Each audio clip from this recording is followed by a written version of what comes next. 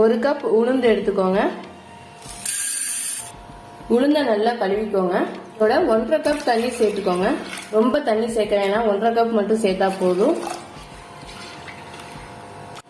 குக்கரை அடுப்புல வச்சு 3 விசில் இல்லைன்னா 4 விசில் விடுங்க, கரெக்டா இருக்கும். குக்கரை ஓபன் பண்ணியாச்சு. உளுந்து நல்லா வெந்துருச்சு. அப்படியே உளுந்து நல்லா ஆறட்டும். ஆறுனதும் நம்ம மிக்சியில போட்டு அரைச்சி எடுத்துக்குவோம். பச்சரிசி மாவு 2 கப் சேர்த்துக்கோங்க. பச்சரிசி மாவு கடையில வாங்கினதுதான். 2 கப் பச்சரிசி மாவுக்கு 1 கப் உளுந்து சேர்த்துக்கோங்க, கரெக்டா இருக்கும். தேவையான அளவு உப்பு சேர்த்துக்கோங்க.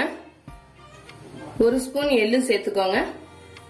கொஞ்சமா பெருங்காயத்தூள் சேர்த்துக்கோங்க. 1 ஸ்பூன் வெண்ணெய் சேர்த்துக்கோங்க. நல்லா கலந்து விட்டுக்கோங்க. வெண்ணெய் சேர்த்துக்கோங்க, இல்லைன்னா முறுக்கு சுடுற ஆயிலேருந்து 2 ஸ்பூன் சேர்த்துக்கோங்க. நீங்க எள்ளுக்கு பதிலா ஓமம் ஜீரகம் கூட சேர்த்துக்கலாம், நல்லா இருக்கும். நம்ம வேக வச்ச உளுந்த மிக்சியில போட்டு கொஞ்சமா தண்ணி ஊத்தி இது மாதிரி நைஸா அரைச்சி எடுத்துக்கோங்க. இப்ப இதை மாவோட சேர்த்து பிணைஞ்சிருவோம்.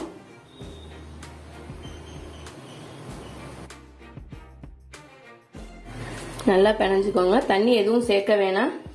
தண்ணி பத்தலைன்னா சேர்த்துக்கலாம். இந்த உளுந்துல உள்ள தண்ணியை வச்சு இந்த மாவை நல்லா பிணைஞ்சிருங்க.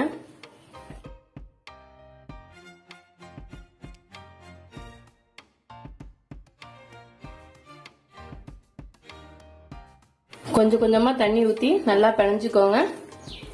ரொம்ப தண்ணி அதிகமா போனா நமக்கு முறுக்கு புளியறதுக்கு வராது. கரெக்டா பிணைஞ்சுக்கோங்க.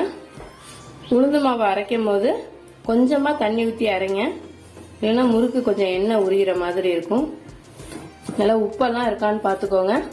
முறுக்கு மாவை பிணைஞ்சிட்டு அப்படியே ஓப்பன்ல வச்சிடாதீங்க. நல்லா ஒரு மூடி போட்டு மூடி வச்சிருங்க, இல்லைன்னா நமக்கு மாவு காஞ்சிரும். ஒரே நேரத்துல ரொம்ப அதிகமாகவும் மாவு பிணைஞ்சு வச்சிடாதீங்க. மாவு கொஞ்சம் புளிச்ச மாதிரி ஆயிடும். நல்லா கையில ஒட்டாம இந்த மாதிரி வரணும், அந்த அளவுக்கு பிணைஞ்சுக்கோங்க. அவ்வளவுதாங்க, முறுக்கு மாவு ரெடி ஆயிடுச்சு. முறுக்கு அச்சில ஆயில் அப்ளை பண்ணிக்கோங்க. அப்பதான் நமக்கு மாவு கொஞ்சம் ஒட்டாம இருக்கும். லைட்டா கரண்டியில ஆயில் தேய்ச்சிக்கோங்க. மாவை இந்த மாதிரி சின்னதா உருட்டிக்கோங்க. உருட்டி இதுல வச்சிருங்க, முறுக்கு அச்சில வச்சிருங்க. 3/4 அளவுக்கு மாவு வச்சுக்கோங்க. கரண்டியில புளிஞ்சுக்கோங்க, அதான் நமக்கு வசதியா இருக்கும்.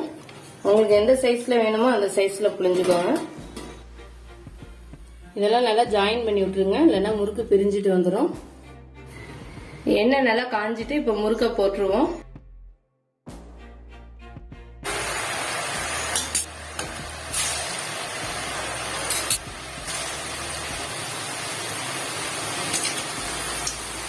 அடுப்பை லோ ஃப்ளேம்லயே வச்சுக்கோங்க. முறுக்கு நல்லா வெந்துட்டு அந்த பபிள்ஸ் எல்லாம் அடங்கினோடனே நம்ம முறுக்கை எடுத்துடலாம். கொஞ்சம் நல்லா செவக்க விட்டே இருங்க, அப்பதான் நல்லா இருக்கும்.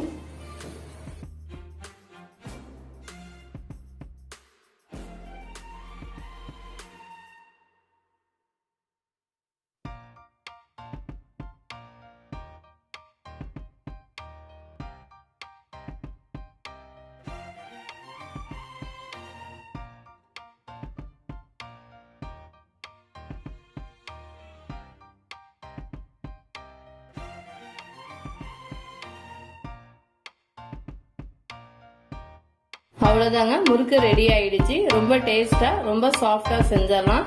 கண்டிப்பா இந்த ரெசிபியை செஞ்சு பாருங்க. Thank you friends.